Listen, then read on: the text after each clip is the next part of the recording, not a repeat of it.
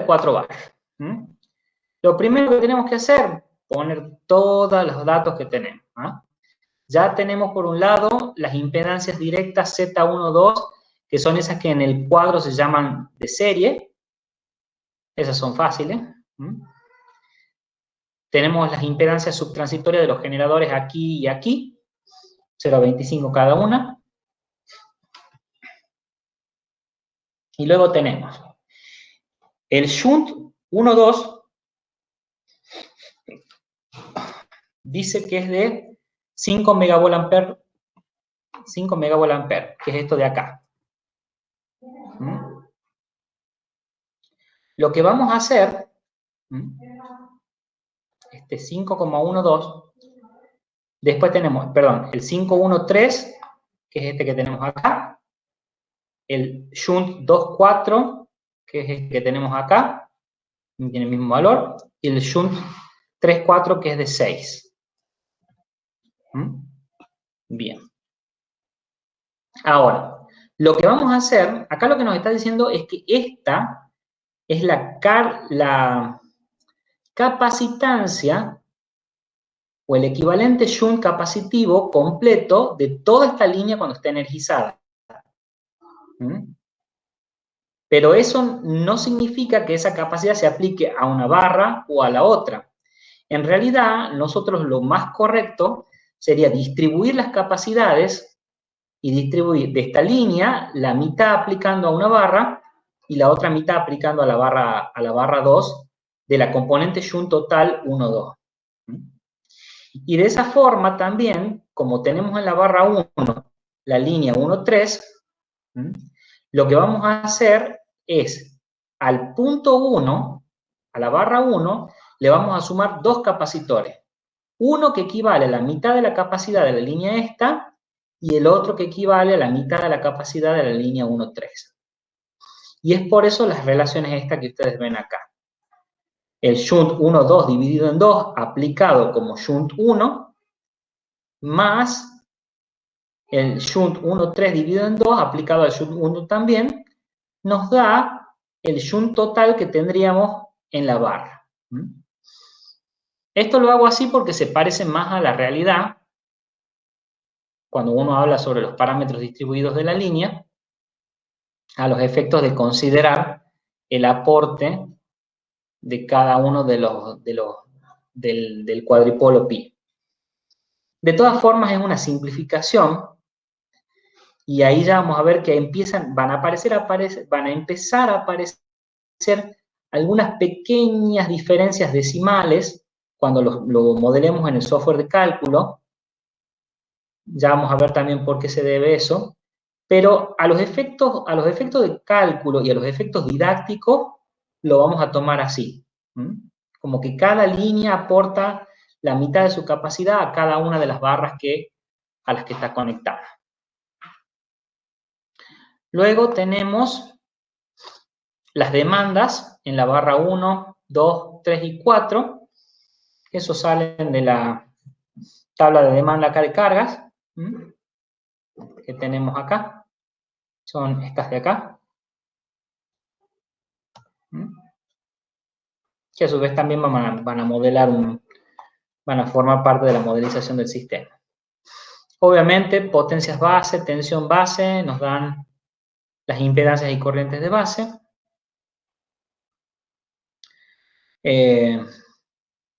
Acá lo que hacemos es transformar a Y de barras las impedancias longitudinales que teníamos directas anteriormente. Transformamos de potencia a admitancia los shunt que hemos calculado anteriormente para transformarlos ya a elemento pasivo a través de estas ecuaciones.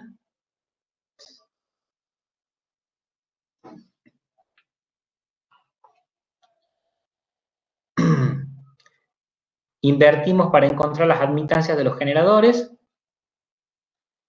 Invertimos para encontrar la admitancia de las demandas. Son estas de acá. Y calculamos las admitancias transversales totales que no son otras cosas que el equivalente a esos I10, I20, I30 que hemos encontrado en el problema anterior, ¿se acuerdan? O sea, en cada una de las barras yo sumo todo lo que está en paralelo hacia tierra, es decir, la mitad del shunt que va de la línea 1-2, la mitad del shunt que va a la línea 1-3, el generador y la demanda colgada en la barra 1.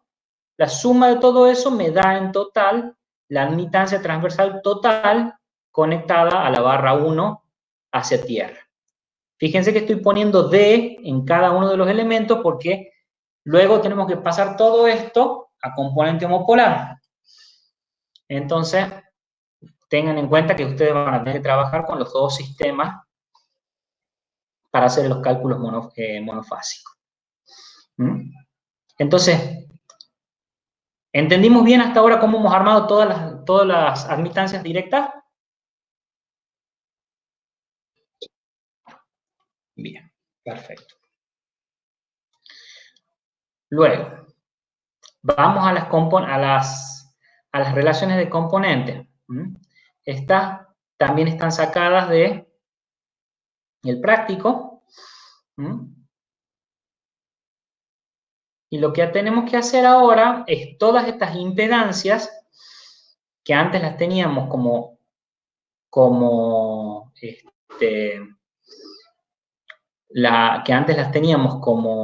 directas, afectarlas por la que corresponda para la parte resistiva, la relación resistiva A, para la parte inductiva, la relación inductiva B.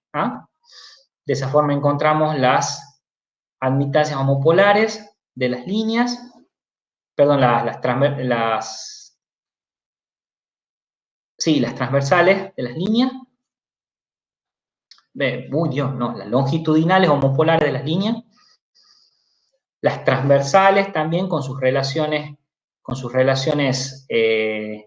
C, acá, solamente para la parte inductiva, las relaciones D, que son las que están para los generadores, para encontrar la admitancia homopolar de los generadores.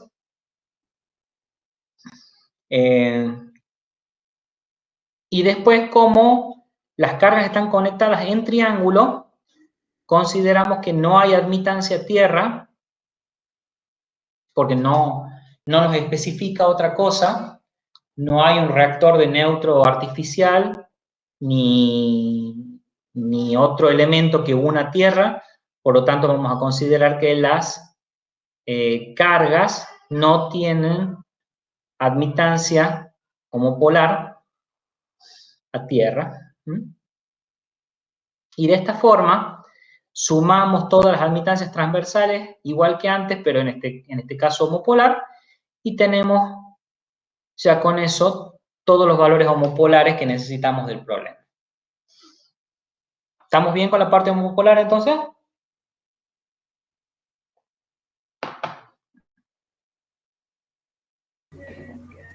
Sí, perfecto. Bueno, ahí ya teniendo eso, lo único que tendríamos que encontrar ahora son las matrices admitancias de barra, tanto directa, que son el equivalente a la inversa, con la misma formación que hemos visto anteriormente, o sea, en la diagonal todo lo que converge a la barra 1 y restando en cada una de las columnas el elemento que vincula con las otras barras. Esto no necesita demasiada explicación, ya lo hemos hecho un montón de veces. Invertimos la matriz y encontramos la z de barra directa e inversa, que es la misma, que es esta que tenemos acá. Y para lo homopolar, haciendo uso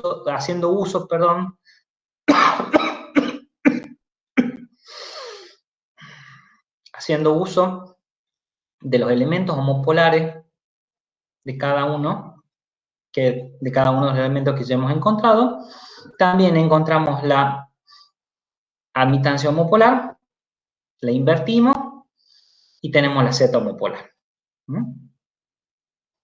Listo, ya tenemos Z de barra directa, inversa y homopolar. Lo siguiente que tendremos que hacer es copiar el perfil de tensiones, que ya lo tenemos, es este que tenemos de acá. Vamos a tener tensiones directas en todas las barras, pero no vamos a tener ni inversas ni componentes homopolares de tensión, pues está todo equilibrado. ¿Ah? Entonces, la U de prefalla, directa, inversa y homopolar, van a tener estos tres elementos. Necesitamos, pero tienen que estar bien definidos. Y ahora lo que tenemos que hacer es plantear lo primero que nos pide, que es el cortocircuito trifásico en la barra 2. El cortocircuito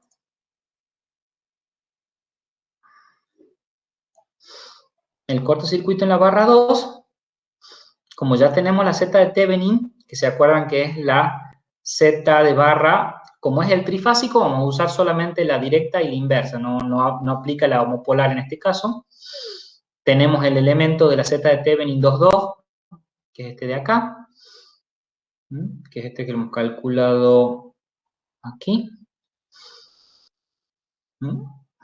90. Desde acá. Vamos a considerar una falla franca también, igual que en el otro problema. O sea, es cuando ya se ha establecido el cortocircuito y ya está todo reventado. Y de esa forma aplicamos la ecuación de cortocircuito, que es igual a I de falla en la barra 2, igual a tensión de prefalla directa 2 sobre Z de falla, que es 0, más Z de Thevenin 2 directa. Y nos da una corriente trifásica de 9,84 en por unidad, que luego es trasladada al vector I de falla bajo esta forma. Acuérdense, el vector de falla tiene todo 0 en las barras donde no está fallado y menos I de falla en donde está fallado. Y este es el valor de ángulo que recibe. Luego, ya lo único que quedaría por aplicar es hacer uso del teorema de superposición, hacer U de falla para ver el perfil de tensión, va a ser igual a U de prefalla más el efecto de Thevenin definido por Z de barra directa por el vector I de falla, que me va a dar nuevamente una tensión de falla 0 en la barra fallada y unas tensiones bastante reducidas en todas las barras aledañas, producto del cortocircuito. Acá nos están dando realmente valores muy bajos de tensión en todas las otras barras. Evidentemente, producto de que hemos elegido admitancias muy chicas para las líneas, o sea que todo el sistema está eléctricamente muy cercano, y esta caída de tensión tan brusca hace que caiga el sistema, la tensión en todo el sistema. Fíjense como si nosotros pusiésemos un poquito de impedancia que no sea tan franca, la falla. Fíjense cómo el perfil de tensión se recupera en todo el sistema, incluso con valores más o menos chicos como un 0,1 en por unidad para la falla. Pero cuando la falla es totalmente franca y el sistema es muy enmallado, las tensiones son arrastradas directamente por el efecto del corto. Luego, Ahí lo que habría que hacer es ver los valores de corriente de aporte de cada una de las dos ramas que aportan a la barra 2, que es la I1, 2 y la I2, 4, igual que hemos hecho anteriormente, simplemente para verificar que el aporte de las dos nos está dando los 9,84 en por unidad que teníamos anteriormente. Con un cambio de signo, por eso es que cambia el ángulo, pero es lo mismo, es el mismo valor de corriente. Bien. Vamos bien entonces con el corto trifásico, con el punto de corto trifásico.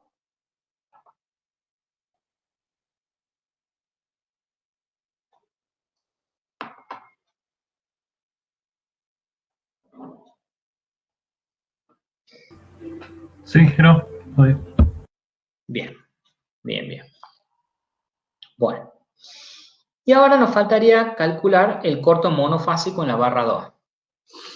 Para el corto monofásico, ustedes se tienen que acordar que el modelo de malla de secuencia nos dice que el estudio de la corriente monofásica está dado por el serie de tanto las fuentes e impedancias directas, fuentes e impedancias inversas, fuentes e impedancias homopolares y todas las componentes directa, inversa y homopolar de la misma celda de falla, que es la otra que forma parte del circuito.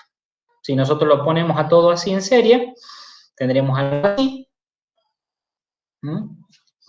en donde tenemos una Z de Thevenin directa que la sacamos de la Z de barra número 22, que es esta de acá.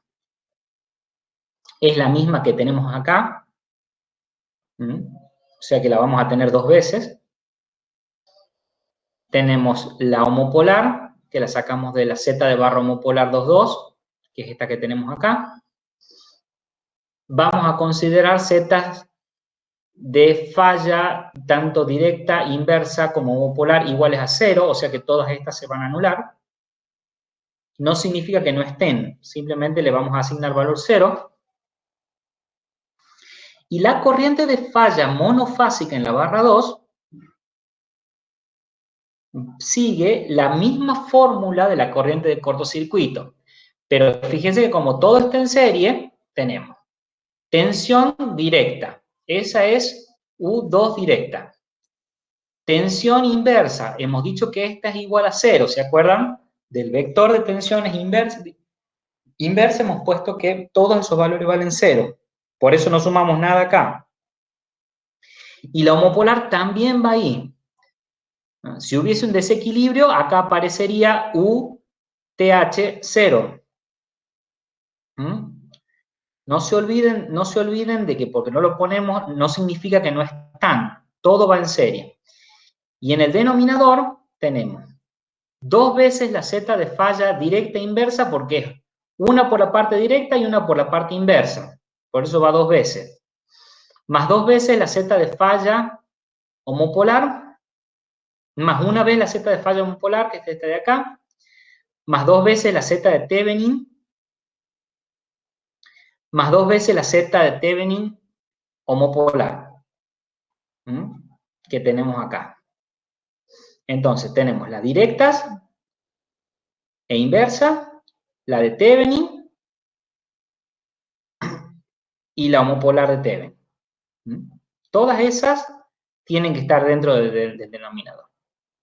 Y nos da una corriente de 3,04 en por unidad.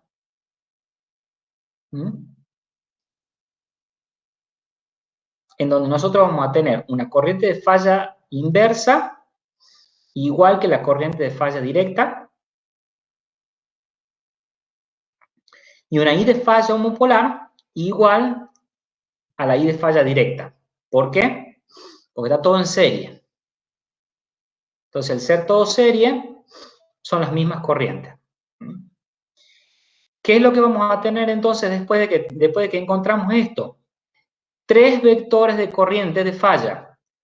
Un vector corriente directa, un vector corriente inversa y un vector corriente homopolar. Cada uno, igual que antes, con todo cero, excepto el valor en la barra fallada, que recibe el valor negativo de la corriente de falla calculada. Que son estos tres vectores que tenemos acá. Y por lo tanto, si nosotros queremos componer la corriente total de falla, tenemos que hacer uso de secuencia, y si tenemos un vector I de falla de secuencia que tiene una componente directa, inversa y homopolar que tiene exactamente esta forma, y nosotros tenemos la matriz de conversión A, para poder pasar esto, que es de secuencia, a componente RST, lo que tenemos que hacer es multiplicar este vector por la matriz de conversión A de secuencia, y nos va a dar que la I de falla en la barra 2 RST es igual a por el vector I de falla de secuencia, que nos termina dando una corriente de 9,124 en la fase R y 0 en la S y la T, que es donde no hay falla. Esto es la corriente monofásica. No este valor, no estos. Este es el valor de la corriente monofásica. Esa es la forma correcta de aplicar secuencias para poder encontrar una falla monofásica. Y es lo que me importa que ustedes repasen, porque todas las veces se les toman los exámenes finales y no pueden componer una falla monofásica o una falla bifásica cuando se les pide que les expliquen hasta que apenas salen del cálculo de la I de falla. Se quedan con que esto es el valor de falla monofásica y este no es el valor de falla monofásica. Este es el valor de la secuencia. Y ahí sí, ya teniendo la corriente RST de falla monofásica, ahí sí ya pueden armar, igual que armábamos antes, las tensiones directa, inversa y homopolar, multiplicando las tensiones de falla directa, inversa y homopolar por su zeta de base, por sus zetas base, directa, inversa, homopolar, y las fallas de secuencia, pueden encontrar las componentes de secuencia de cada una de las tensiones del sistema, multiplicarlas por la matriz de componente y les va a dar las tensiones en las barras en cada una de las fases como corresponde. En donde obviamente lo que tenemos que encontrar es que en la barra A, en la barra 2, donde se ha producido el cortocircuito, en la fase donde se ha producido el cortocircuito, vamos a encontrar una tensión 0. Y lo más probable es que en alguna de las otras fases, como pasa con esta, tengamos una sobreelevación de tensión producto del corto monofásico, cosa que siempre pasa en los sistemas eléctricos cuando hay una falla monofásica. Uno suele tener sobreelevaciones en las fases sanas o en las menos ligadas al cortocircuito. Lo vemos acá, lo vemos incluso en la barra 1 también, cómo se eleva en algunos casos. Pero las tensiones se desparraman en función a la topología del sistema y a los esquemas de conexión. ¿Quedó claro cómo componen las tensiones también?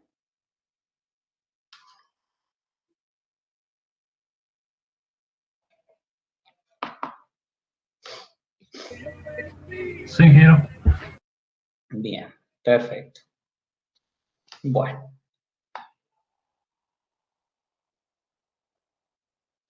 Ya después lo único que quedaría es encontrar los valores de corriente por el sistema, pero eso no deja de ser más de lo mismo que ya hemos visto anteriormente.